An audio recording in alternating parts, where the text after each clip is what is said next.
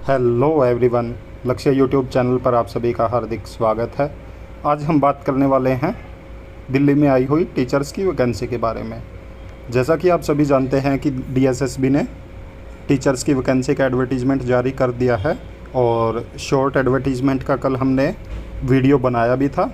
आज हम detail advertisement का वीडियो बना रहे हैं। तो जैसा कि आप सभी जानते हैं कि यह एडवर्टीज़मेंट 31/7/2023 को आया है और इन्होंने बताया कि जो ऑनलाइन फॉर्म सबमिशन होंगे वो 17/8/2023 मतलब 17 अगस्त 2023 से लेके और 15 सितंबर 2023 तक होंगे। उसके अलावा इन्होंने सभी सब्जेक्ट वाइज पोस्ट मेंशन की हुई है और साथ में कैटेगरी वाइज भी मेंशन की गई है। तो यहाँ पे हम बात करेंगे सेकंड सीरियल नंबर पे, जो पोस्ट कोड है 33/23 और टीजीटी स्पेशल एजुकेटर, तो उसके बारे में बात करेंगे। जैसा कि हमने बताया था कि 581 टोटल पोस्ट हैं, जिसमें से जर्नल की 9 हैं, ओबीसी की 349 और एससी की 34, एसटी की 93 और ईडब्ल्यूएस की 96 पोस्ट हैं। तो आप ये सोच रहे होंगे कि जर्नल की बहुत कम पोस्ट है। ये इसलिए है क्योंकि जो पोस्ट पीछे बच गई थी, जो पीछे 2022 में वैकेंसी आई थी, तो उस टाइम पे जो ज्वाइन किए थे कैंडिडेट, उसके अलावा ये वैकेंसी बच गई थी। तो ये उन्हीं पोस्ट पे एडवर्टीजमेंट आया है, तो इनको हम बैकलॉग की वैकेंसी बोलेंगे। तो ये बैकलॉग की वैकेंसी है, इसलिए बैकलॉग में जर्नल की वैकेंसी फिल हो चुकी हैं, तो इसलिए उनका इतना कम नंबर है। और जो ये ओबीसी है, एससी, एसटी, ईडब्ल्यूएस, इनकी इतनी पोस्ट खाली है अभी भी, तो इसलिए ये इतने ज़्यादा हैं। और आगे आप बहुत जल्द देखोगे कि जो न्यू एडवर्टीजमेंट आएगा, आगे जो पोस्ट आएंगी नई, तो उसमें नई सेंक्शन पोस्ट आएंगी। जो नई सेंक्शन पोस्ट होंगी अब, तो वो आएंगी, उसमें जर्नल का अच्छा नंबर मिलेगा आपको, बहुत अच्छी पोस्ट मिलेगी जर्नल की। तो इसलिए ये मत सोचिए कि जर्नल की पोस्ट ख़त्म हो चुकी है या मतलब जर्नल की पोस्ट नहीं आएगी अब। तो आगे आने वाली वैकेंसी में फिर जर्नल की वापस से अच्छी पोस्ट आएंगी। ये बैकलॉग की वैकेंसी है, इसीलिए इतनी कम वैकेंसी है जर्नल की। और आगे बात करते हैं। तो इन्होंने बताया कि कैंडिडेट को ऑनलाइन अप्लाई करना है और ये ऑनलाइन अप्लाई आप 15/9/2023 तक कर सकते हैं। इन्होंने यहाँ पे अपनी वेबसाइट भी मेंशन की है कि आप इस वेबसाइट पे जाके ऑनलाइन फॉर्म सबमिट कर सकते हैं। उसके बाद यहाँ पे एलिजिबिलिटी क्राइटेरिया के बारे में बात की गई है।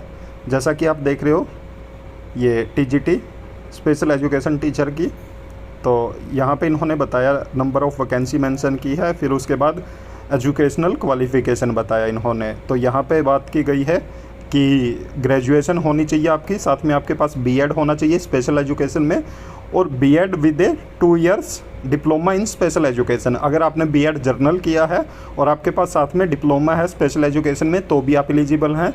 और साथ ही साथ अगर आपने बीएड जर्नल किया है और पोस्ट ग्रेजुएट प्रोफेशनल डिप्लोमा किया स्पेशल एजुकेशन में, तो भी आप एलिजिबल हैं।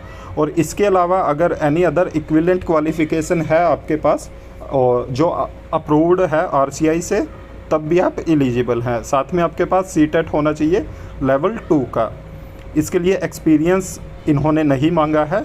पे स्केल बताया इन्होंने कि लेवल 7 का है, जो कि ग्रेड पे 4600 है।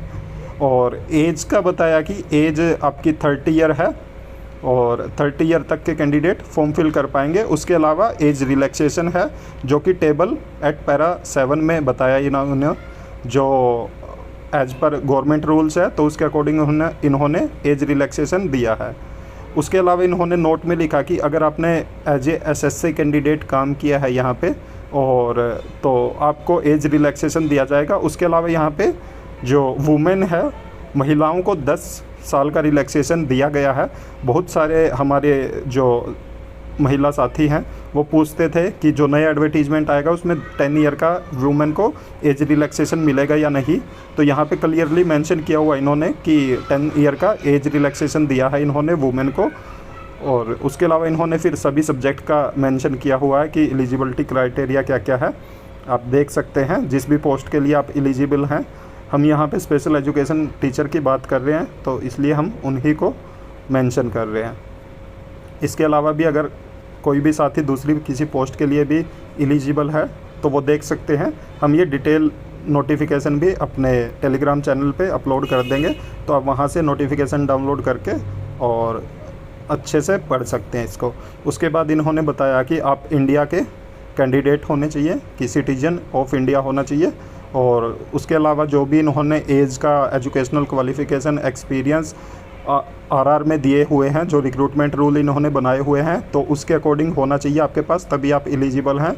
और जो ये इन्होंने बताया कि क्वालिफ़िकेशन, एज और एक्सपीरियंस है, वो 15/9/2023 तक आपका कंप्लीट होना चाहिए। तो अगर 15/9/2023 से पहले आपकी एज 30 साल नहीं है और क्वालिफ़िकेशन कंप्लीट हो जाती है, एक्सपीरियंस जो भी है, तो तब तक आप एलिजिबल हैं। बहुत सारे सब्सक्राइबर हमारे ये भी पूछ रहे थे कि सर हमारा बहुत जल्द रिज़ल्ट आने वाला है, तो हम एलिजिबल होंगे या नहीं होंगे।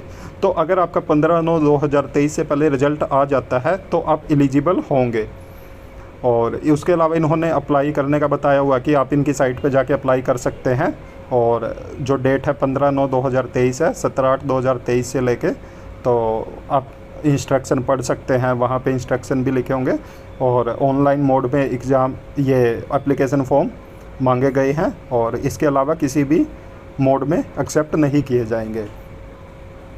उसके बाद इन्होंने एप्लीकेशन फ़ीस बताई हुई है कि 100 रुपये एप्लीकेशन फ़ीस है। तो उसके अलावा वुमेन कैंडिडेट हैं या शेड्यूल कास्ट, SC हैं, ST हैं, PWD हैं, एक्स सर्विसमैन हैं, तो उनको फ़ीस पे नहीं करना है। उसके बाद एग्ज़ामिनेशन स्कीम बताई हुई है कि टीचिंग एग्ज़ाम के लिए 200 नंबर का पेपर होगा आपका, 100 नंबर का पार्ट ए और 100 नंबर का पार्ट बी। पार्ट ए में आपका जो जनरल अवेयरनेस आएगा और जनरल इंटेलिजेंस आएगी, रीजनिंग आएगी, अर्थमेटिक आएगा, numerical ability, test of Hindi language और टेस्ट ऑफ इंग्लिश लैंग्वेज आएंगे आपके, ये हैं। और उसके अलावा आपका जो बी पार्ट है वो आपका सब्जेक्ट स्पेसिफिक होगा। तो फिर उसके बाद इन्होंने ये बताया हुआ कि आपका नेगेटिव मार्किंग है, जो कि 0.25 मार्क की है। तो अगर आप 4 क्वेश्चन गलत करते हैं तो आपका 1 नंबर कट जाएगा। मोड ऑफ सिलेक्शन बताया हुआ इन्होंने आगे। तो रिजर्वेशन बेनिफिट ये दिए हुए हैं इन्होंने कि जो भी कैंडिडेट है अगर रिजर्वेशन के बेनिफिट लेने हैं, और ये पैरा नंबर 7 है जो कि एज रिलैक्सेशन के बारे में है। अगर आप कास्ट किसी कैटेगरी से बिलोंग करते हैं तो आपको एज रिलैक्सेशन दिया जाएगा।